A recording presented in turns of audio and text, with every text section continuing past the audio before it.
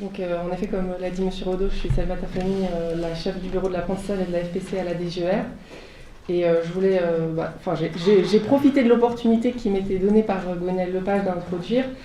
Et donc je voulais vous remercier, Madame Lepage, ainsi que l'équipe de préférence, d'avoir dès le début de la construction de ce séminaire souhaité inviter la DGER, ce qui pour nous est vraiment une grande... on est très content d'être associés. Donc je vais commencer avec les traditionnelles excuses.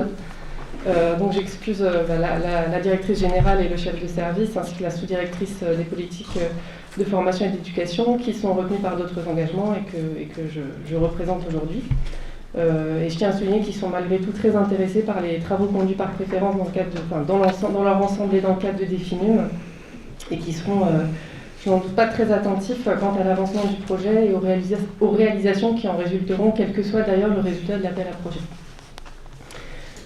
Donc aujourd'hui, moi je suis là, je vais assister à la totalité des travaux parce que j'ai la malchance d'être arrivée à la DGER en période de Covid et donc de connaître à peu près personne de visu. Donc toutes les occasions que j'ai de pouvoir être avec des personnes en vrai, je les saisis, et en particulier quand ça porte sur des sujets qui concernent vraiment la sous-direction dans laquelle je suis.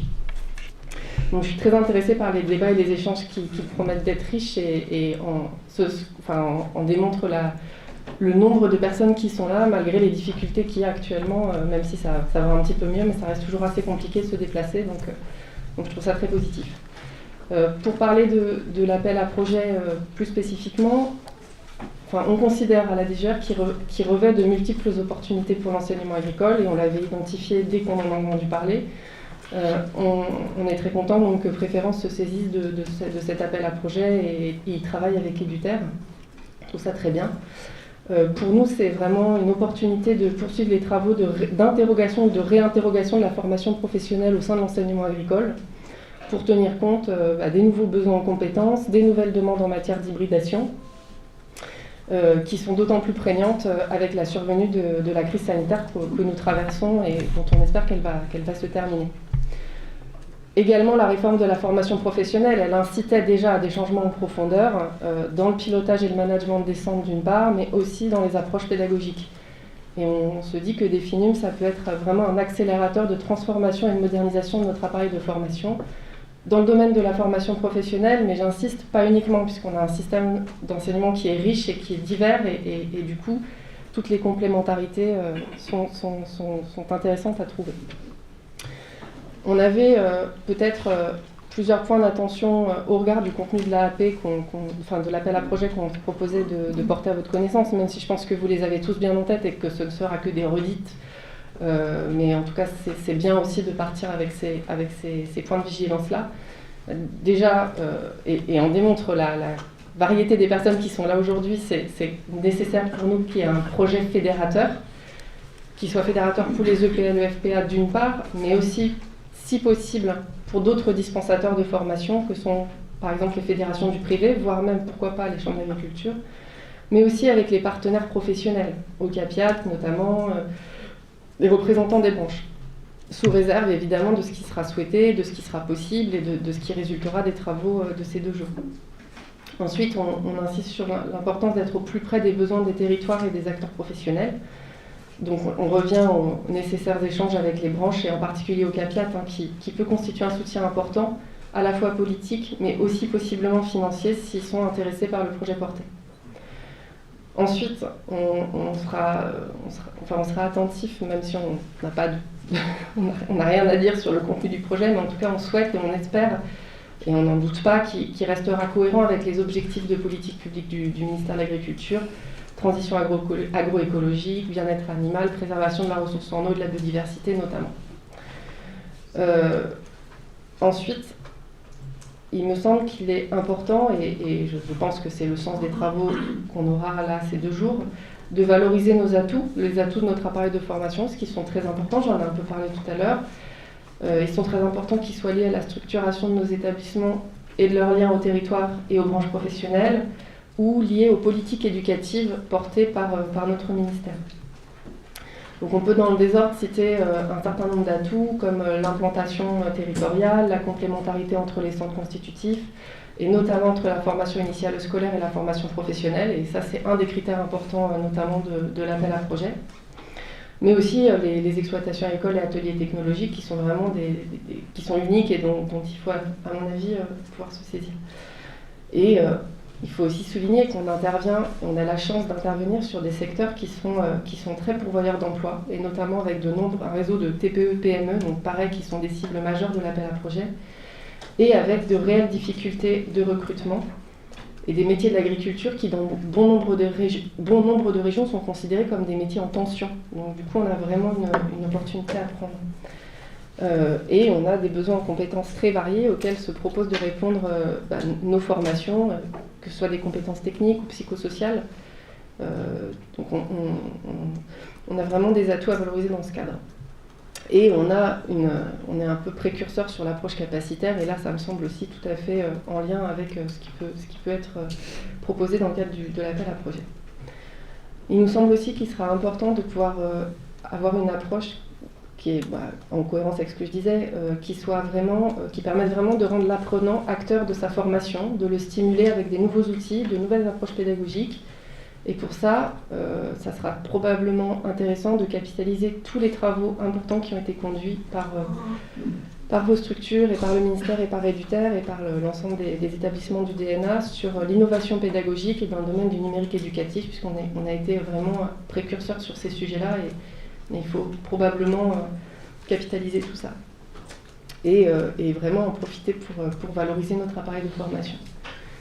Donc c'est un projet qui s'inscrit, pour nous, qui est en cohérence avec tous les travaux de transformation qui sont menés par vos établissements, par la DGER, et qui aura des retombées qu'on espère importantes pour l'enseignement agricole dans son ensemble.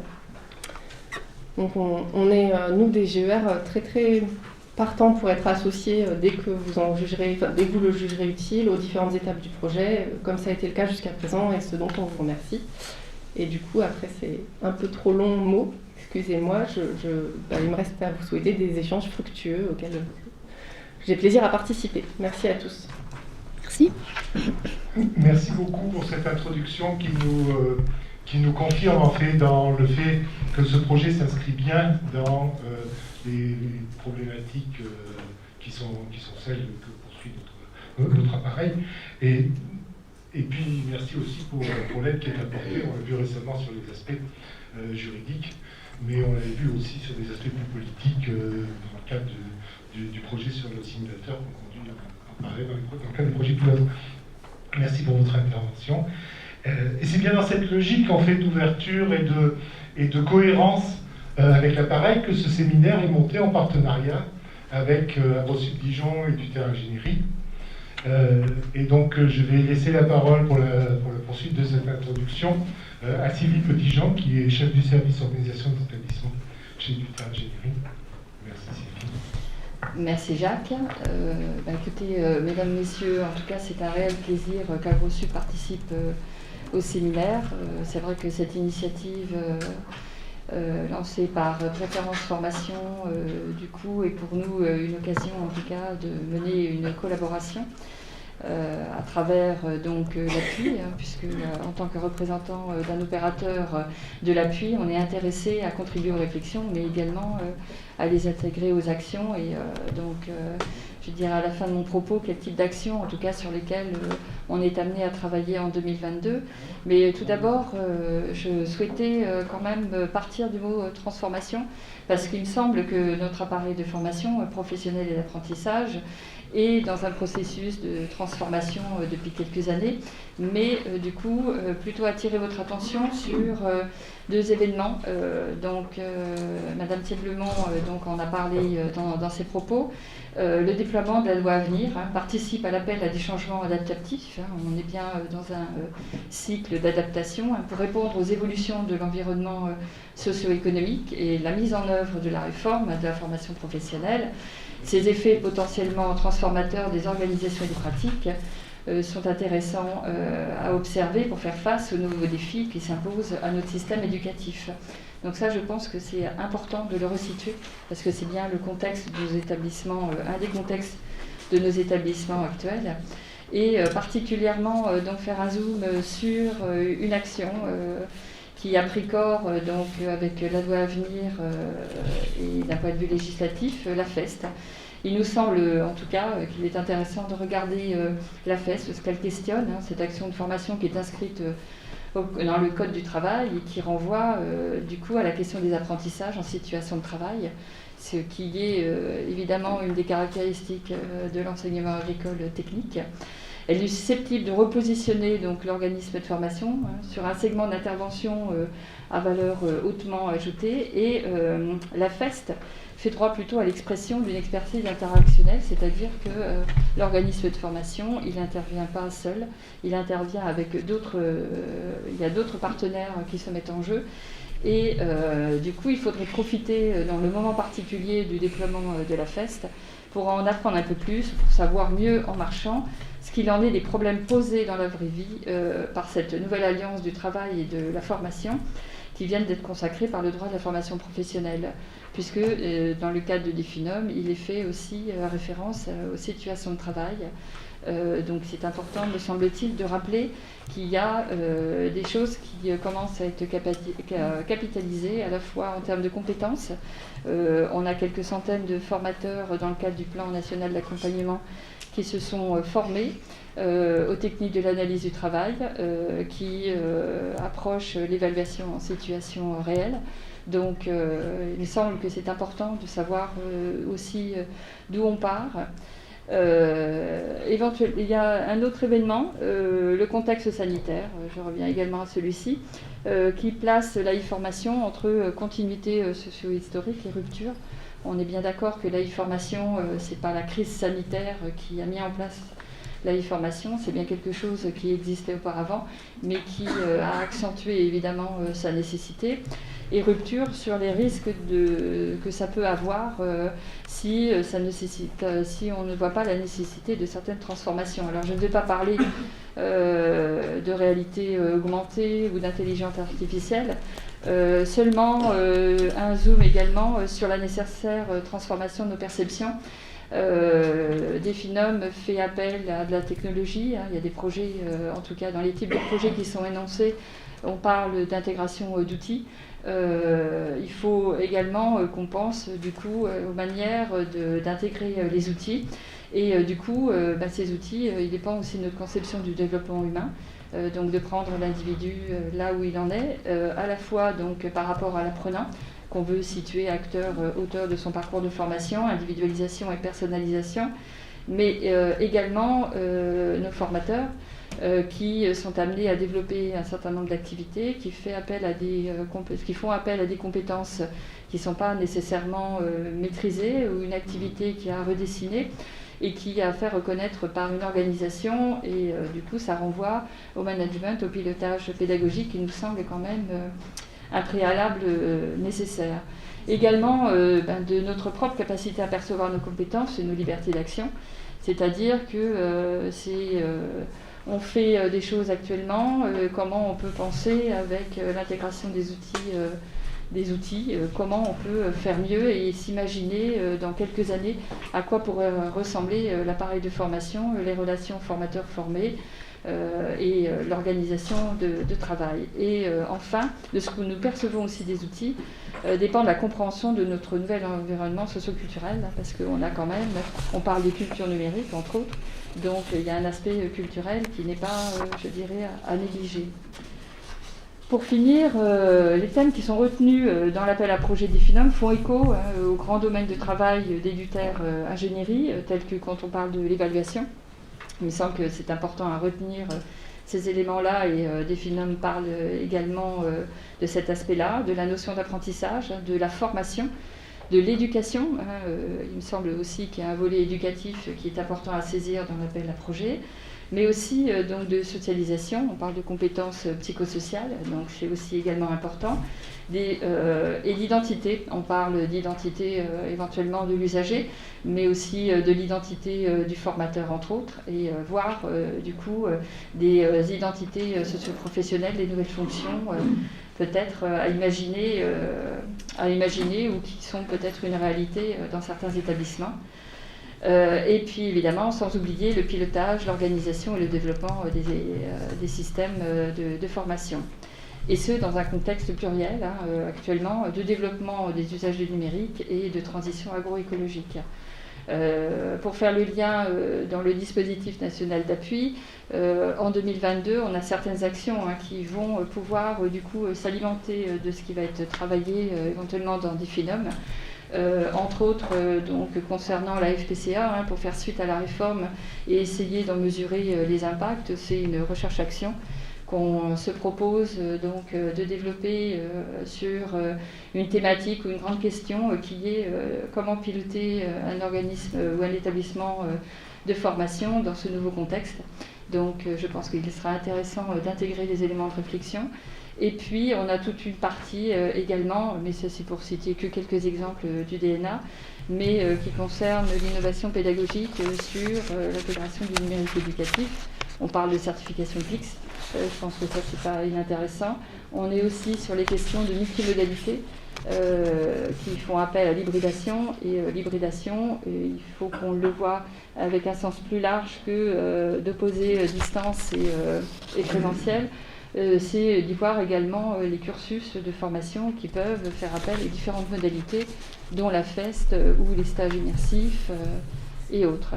Donc voilà, c'est avec vraiment un grand intérêt qu'une partie de l'équipe d'Éduterre Ingénierie est présente et sera parmi vous pendant 2 jours. Donc comme l'a dit Mme Thieblemont, je vous souhaite également de fructueux échanges. Merci. Merci beaucoup pour cette intervention dont moi je retiendrai une chose, la transformation, c'est l'enjeu. Pour coller à des évolutions sociales, culturelles et à une meilleure prise en compte de l'humain. Et une transformation qui n'est pas juste une transformation numérique, d'accord, n'est pas juste l'introduction numérique, c'est aussi toute une logique pédagogique, toute une logique d'organisation de la formation, d'organisation des établissements. Et c'est donc ces différentes dimensions qu'on devra balayer ensemble cet après-midi, à partir de cet après-midi. On va commencer à balayer un petit peu ce matin. Pour clôturer cette introduction, merci Gwenaëlle de nous présenter un petit peu comment Préférence Formation perçoit ces enjeux et voilà un petit peu les défis qui sont devant nous en vous réunissant aujourd'hui, en voulant vous accompagner dans la coproduction d'un projet de film. Merci Jacques. Alors très simplement, effectivement, j'ai essayé de poser les enjeux que moi je percevais pour Préférence, le réseau des établissements. Vous n'êtes pas sans savoir que déjà Préférence est engagée dans la première partie du plan de relance à travers le parcours de taille des arbres fruitiers auxquels il participe et qui devrait être soumis très prochainement dans un appel à projet finalisé auprès du Haut Commissariat aux compétences.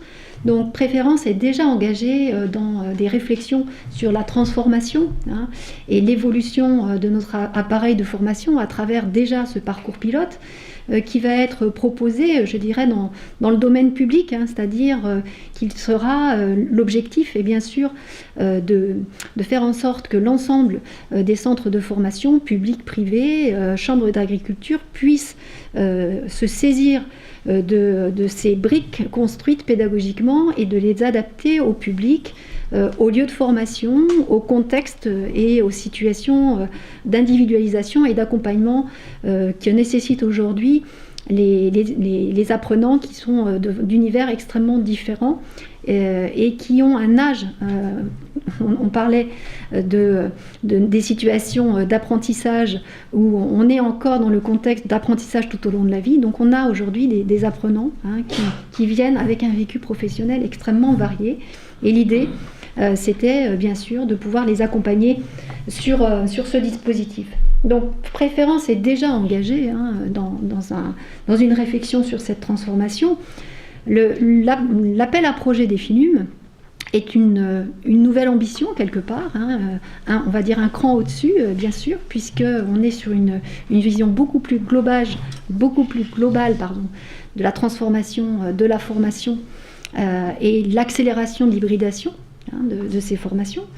Donc on est là sur, on va dire, des réflexions beaucoup plus générales, mais c'est vrai qu'aujourd'hui, donc, il s'agit de participer quelque part, pour préférence, à la filière d'excellence de la formation professionnelle voulue par ce plan de relance et par le gouvernement.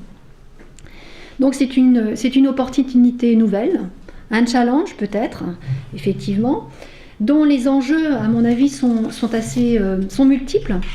Le premier, il tourne aussi autour de simplement de ce que c'est faire Préférence, de son identité.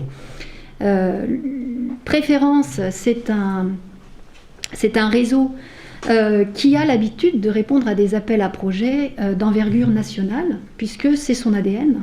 C'est pour cela qu'il a été conçu, qu'il a été créé, et qu'il est complémentaire des appels à projets régionaux, interrégionaux ou locaux sur lesquels les établissements ont l'habitude de répondre. Donc c'est une chose que nous savons faire. C'est une capacité à fédérer les établissements autour d'un projet, avec des financeurs, des partenaires multiples venant d'horizons encore peut-être plus différents et plus variés qu'habituellement. Et puis, Préférence a aussi une qualité en tant d'expertise, je dirais, acquise sur la capitalisation de projets déjà menés dans des secteurs professionnels et avec des partenaires extrêmement variés. Par exemple, avec le dispositif Compagnon Vigneron, nous avons aujourd'hui une expertise sur la notion de formation par itinérance. Concernant l'appel à projet et la communauté d'action qui concerne différents et compétents, sur lesquels nos établissements sont aussi très engagés, nous avons acquis un vécu, on va dire, sur la reconnaissance des acquis et des compétences. Voilà, deux exemples simplement qui illustrent le fait qu'aujourd'hui, le réseau a une qualité d'expertise. Et puis, si on se souvient un peu de l'histoire de Préférence, Préférence est née pour mettre en œuvre la FOAD, la formation à distance.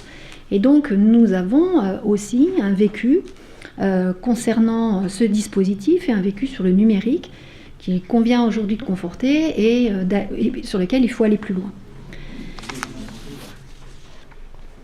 C'est un enjeu pour Préférence par rapport à ces missions qui lui sont confiées, puisque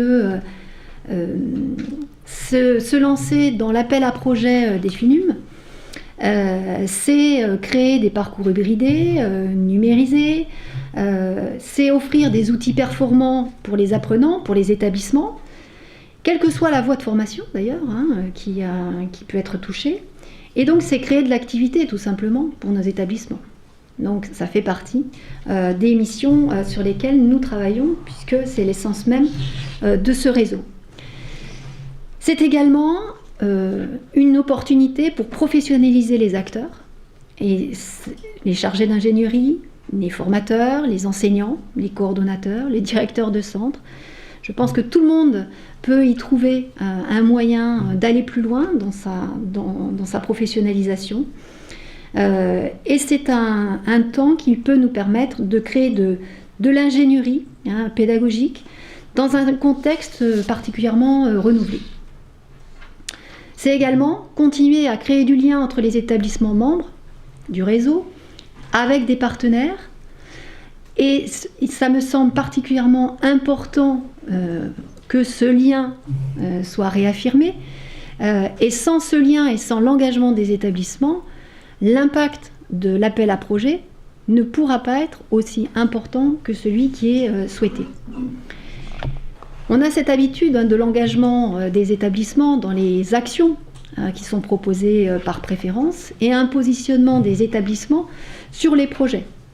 C'est pourquoi on a décidé la mise en place de ce séminaire aussi, puisque l'ambition de cet appel à projet et les objectifs qu'ils se fixent méritaient d'être posés en collectif. Il me semble important également qu'il y a des enjeux politiques plus globaux à plusieurs égards. D'abord pour les EPL en eux-mêmes, puisque cet appel à projet, en fin de compte, peut toucher à la structuration des EPL en lui-même.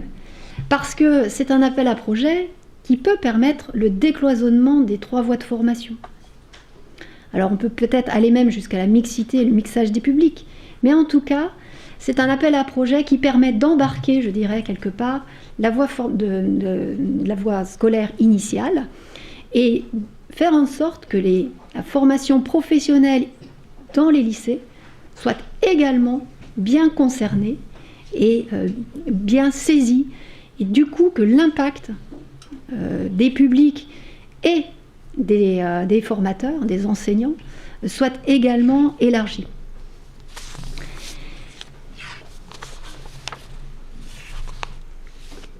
Et puis, bien sûr, si on essaye d'avoir une vision à plus long terme, cela veut dire aussi que ça aura certainement un impact sur les aménagements, sur l'organisation du travail, sur les locaux qui permettront de faire l'hybridation de la formation. Et ça pose, à mon avis, aussi la question de la place des centres de ressources, des centres d'information, des CDI, dans nos EPL, qui ont souvent eu, je dirais, une place périphérique.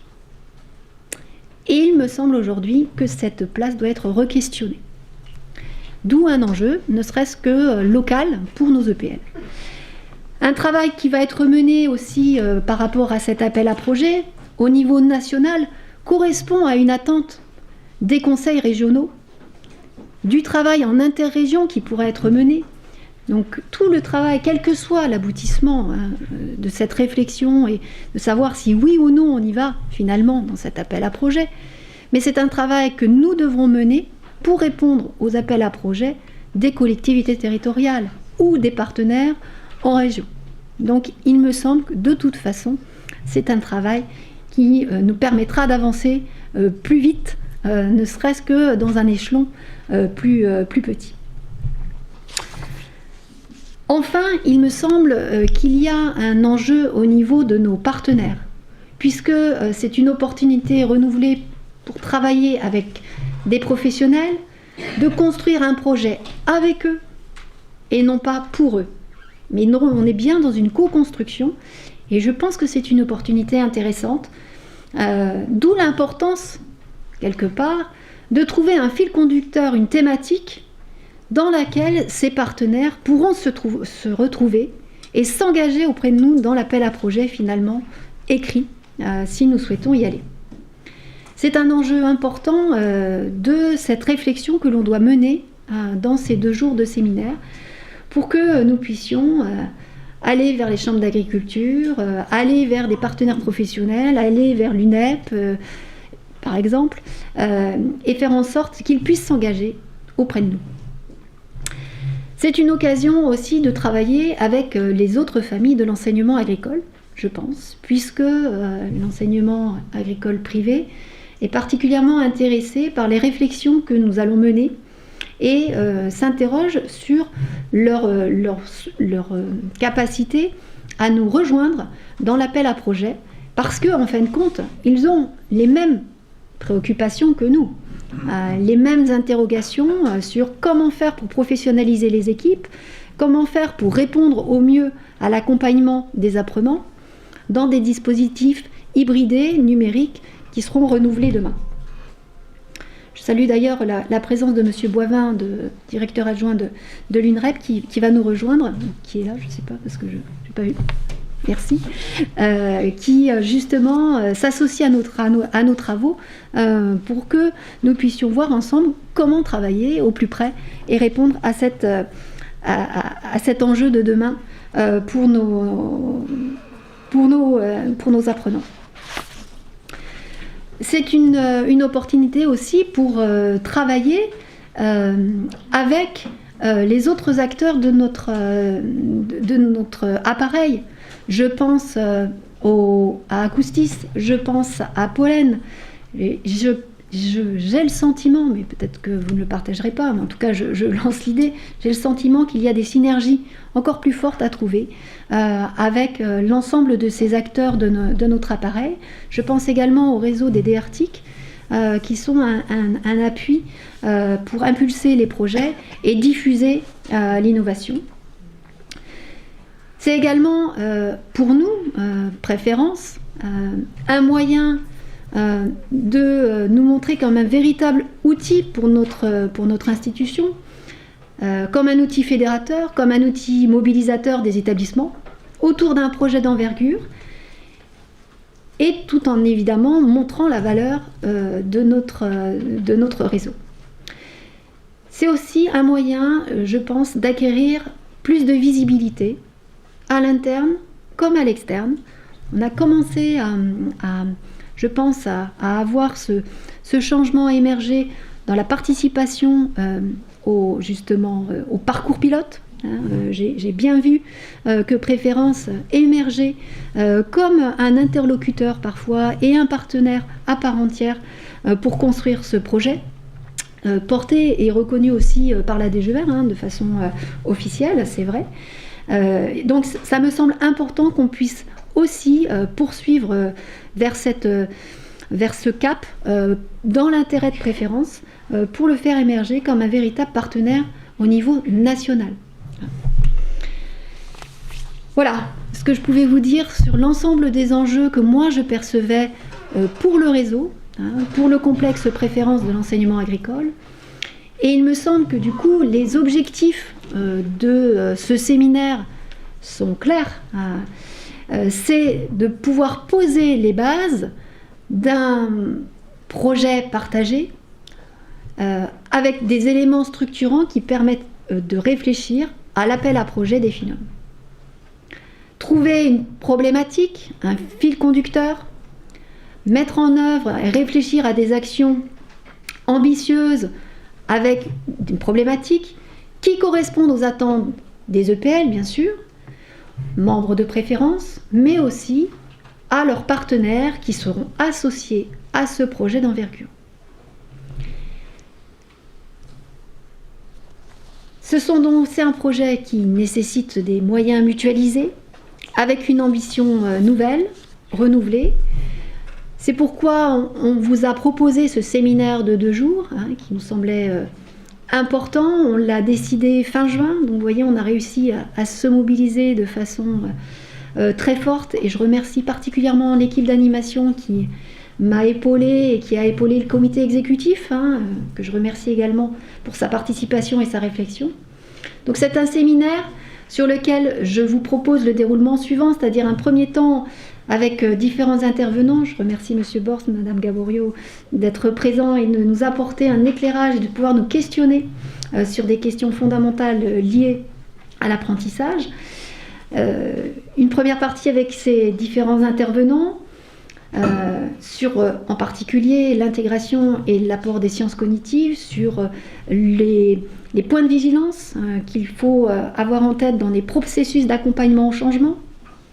Un second temps avec la présentation du cadre de l'appel à projet des FINOM et des moments d'atelier qui nous permettront d'une part justement de cerner ce fil conducteur, ces thématiques, de mettre en œuvre, de réfléchir à des actions opérationnelles qui se dérouleront donc cet après-midi et demain.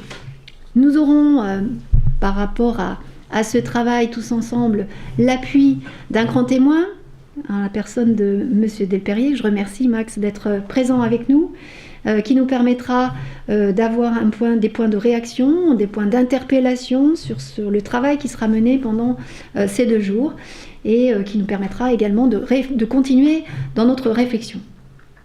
Enfin, en termes de conclusion, j'essaierai de vous présenter les éléments d'opérationnalisation sur lesquels nous avons réfléchi, qui permettront de clôturer ce séminaire et qui nous permettra aussi de nous retourner très vite vers les établissements pour savoir quel sera l'engagement demain de ces membres, des membres de Préférence, dans l'appel à projet. Voilà, je voulais juste vous donner ces éléments clés qui vont nous permettre de travailler pendant ces 2 jours.